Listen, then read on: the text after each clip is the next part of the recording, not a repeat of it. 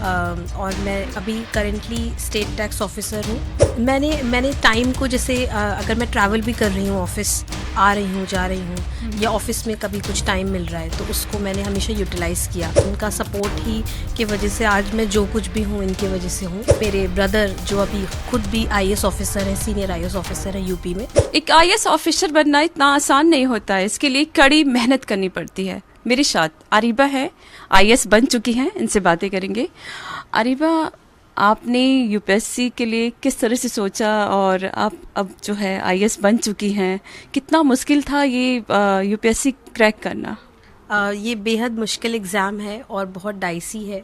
हर साल इसका पैटर्न बदल रहा है और ये बहुत करंट अफेयर्स ओरिएंटेड एग्ज़ाम हो चुका है और बहुत प्रिडिक्टेबिलिटी और जो पैटर्न है वो डिफ़िकल्ट होता जा रहा है। तो डेफिनेटली बहुत मुश्किल था ये, इट वाज अ चैलेंज। और मैं अभी करेंटली स्टेट टैक्स ऑफिसर हूँ, GST department, government of Uttar Pradesh में। और मैं बहुत आभारी हूँ अपने डिपार्टमेंट की, पूरे उत्तर प्रदेश शासन की, कि जिन्होंने मुझे वक्त दिया कि मैं अपनी जॉब के साथ साथ अपनी तैयारी कर सकूं और सिविल सर्विसेज के लिए जो टाइम है वो मैं निकाल सकूं। तो जॉब मैनेज किया मैंने और साथ साथ फिर तैयारी भी करती रही। तो जी, कैसे मैनेज किया जॉब, क्योंकि जॉब के साथ साथ यूपीएससी की पढ़ाई बहुत टफ होती है? मैंने टाइम को जैसे अगर मैं ट्रैवल भी कर रही हूँ, ऑफिस आ रही हूँ, जा रही हूँ, या ऑफिस में कभी कुछ टाइम मिल रहा है तो उसको मैंने हमेशा यूटिलाइज़ किया। मेरे बैग में हमेशा किताबें रहती हैं, तो जहाँ भी अगर डॉक्टर के भी जा रहे हैं तो किताब निकाल के 15 मिनट टाइम है तो उसे पढ़ लिया। तो वो छोटा छोटा जो स्लॉट्स थे उनको मैंने यूटिलाइज़ किया और इसी तरह से सिलेबस कवर करने की कोशिश की, क्योंकि सिलेबस तो अनएंडिंग है यूपीएससी का, जितना आप पढ़ेंगे उतना कम लगेगा। मोटिवेशन कौन था, किससे बहुत ज़्यादा मोटिवेट हुई कि आईएएस ही बनना है? मोटिवेशन हमेशा मेरे पेरेंट्स ने मुझे बहुत मोटिवेट किया है बचपन से। इनका सपोर्ट ही की वजह से आज मैं जो कुछ भी हूँ इनकी वजह से हूँ। और ये एक रॉक सॉलिड पिलर की तरह मेरे पीछे खड़े रहे, जिन्होंने मुझे कभी गिरने नहीं दिया, हमेशा संभाला, कभी किसी तरह का प्रेशर नहीं बनाया मेरे ऊपर, और एक फ्री कंड्यूसिव इन्वायरमेंट दिया।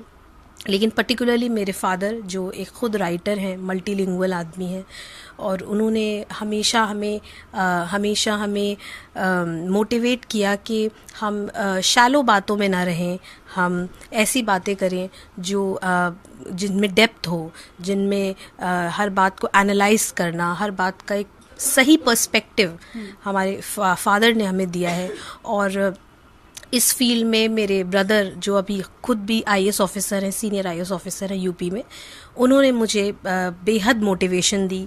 हमेशा वो हाथ थामने के लिए खड़े रहे और गाइड किया उन्होंने, और अपना इतने बिजी स्केड्यूल से हमेशा मुझे वक्त दिया, चाहे वो 12 बजे हो रात के या 1 बज रहे हो रात के, वो हमेशा कॉल उठाया और गाइड किया उन्होंने। कितना रैंक है आपका और कौन सा अटैम्प्ट था? मेरा रैंक 253 है, ऑल इंडिया रैंक, और मेरा 5th अटैम्प्ट था। और इसके अलावा आपकी हॉबीज़ क्या क्या हैं? किस तरह से आप पढ़ाई करते वक्त और जॉब के साथ हॉबीज़ को टाइम दे पाती थी आप? हॉबी मेरी 2 रही हैं, जो मैंने अपने आईएएस इंटरव्यू में भी लिखा था। एक तो ये कि प्रोग्रामिंग, कोडिंग करते रहना, क्योंकि मेरा फील्ड रहा है, फील्ड ऑफ इंटरेस्ट रहा है, इसमें मैंने ग्रेजुएशन भी किया। अभी भी मैं artificial intelligence, open source software और कोडिंग, प्रोग्रामिंग की दुनिया में रहती हूँ जब भी टाइम मिलता है। इसके साथ साथ उर्दू पोएट्री का मुझे बहुत शौक़ रहा है।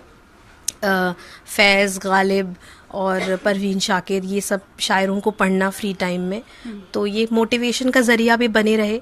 और इस तरह से ये एक ऐसी चीज़ थी जिसने, जब मैं बहुत स्ट्रेस में आ जाती थी या एक लो मोमेंट्स थे लाइफ के, तो मैं अपने आप को संभाला मैंने, क्योंकि शायरी ऐसी चीज़ है जो आपको संभालती है, पोएट्री, तो वो एक चीज़ बनी रही। तो आप किस तरह से अब जनता की सेवा करेंगी? अब तो आईएएस बन चुकी हैं। जी, बेशक मैं सबसे ज़्यादा काम, ऑल्दो मैं पूरी सोसाइटी के लिए काम करना चाहती हूँ, बट जो मेरा सेंटर ऑफ वर्क या सेंटर ऑफ मोस्ट डिज़ायर्ड जो फील्ड है वो है विमेन के लिए काम करना। स्पेशली जिस कम्युनिटी से मैं आती हूँ वहाँ पे विमेन की कंडीशन कोई अच्छी नहीं है, और ये मेरे लिए बेहद एक मोटिवेटिंग फैक्टर रहा हमेशा कि मैं औरतों के लिए कुछ करूं, तो मेरा इंटरेस्ट एरिया ही यही है, उनकी एजुकेशन, ना सिर्फ एजुकेशन बल्कि क्वालिटी एजुकेशन, उनका हेल्थ केयर, और वो किस तरह से उनकी जो एजुकेशन है वो हम वर्क फोर्स पार्टिसिपेशन में कन्वर्ट कर सकते हैं, कि वो पढ़ तो लेती हैं लेकिन वो जॉब नहीं कर पा रही हैं। तो वो बैरियर्स को हटाना, चाहे वो अवेयरनेस कैंपेन के ज़रिए हो या उनकी खुद जागरूकता के ज़रिए हो, उनके हाथ को थामना, यही मेरा एक मोटिवेशन है और मेरा एम है। आपने 5th अटेम्प्ट में यूपीएससी क्लियर किया है, तो बहुत सारे ऐसे बच्चे हैं जो बहुत ज़्यादा अपने आप को लो फील करते होंगे और उनको लगता होगा कि बस अब हो गया, अब आगे जो है नहीं पढ़ना है, कुछ और करना है। उन तमाम बच्चों के लिए कोई मैसेज देना चाहेंगे? बिल्कुल, मैं ये कहना चाहती हूँ कि कभी भी मायूसी की ज़िंदगी में कोई जगह नहीं होती, और फ़ानी बदायूनी साहब का एक शेर है, उससे मेरी बात और क्लियर हो जाएगी कि मौजों की सियासत से मायूस न हो फ़ानी, कि गिरदाब की हर तह में साहिल नज़र आता है। तो मायूस नहीं होना है, अगर आप मायूस हो गए तो you have lost the battle. तो चलते जाना है और एक ना एक दिन मंजिल हासिल ज़रूर होगी। पिता आपके लिए मोटिवेशन रहे, और माँ जो है, माँ के लिए आप कुछ कहेंगे? मेरी मदर ने मुझे बेहद सपोर्ट दिया है घर में। उन्होंने एक ऐसा माहौल बनाया, आई थिंक वो सिर्फ मदर कर सकती हैं, क्योंकि उन्होंने मुझसे कभी कोई प्रेशर क्रिएट नहीं करा कि आपको किचन की कुछ चीज़ें सीखनी है या आपके ऊपर ये जिम्मेदारी है। उन्होंने हर चीज़ मुझे, मतलब कहते हैं ना, सजा के मेरे सामने रख दी और कहा सिर्फ पढ़ो, तुम्हारा काम है सिर्फ पढ़ना, बाकी सब मैं देख लूँगी। तो वो जो एक था ना, वो एक इनर स्ट्रेंथ मुझे उन्होंने दिया। बहुत बहुत शुक्रिया। तो आपने देखा किस तरह से आरिबा ने बताया कि अगर आप होपलेस हो जाते हैं यूपीएससी का एग्ज़ाम देते देते, तो होपलेस ना हो और अपनी पढ़ाई ज़रूर आगे करें। इस वक्त दिल्ली से कैमरामैन नईम के साथ श्वेता गुप्ता।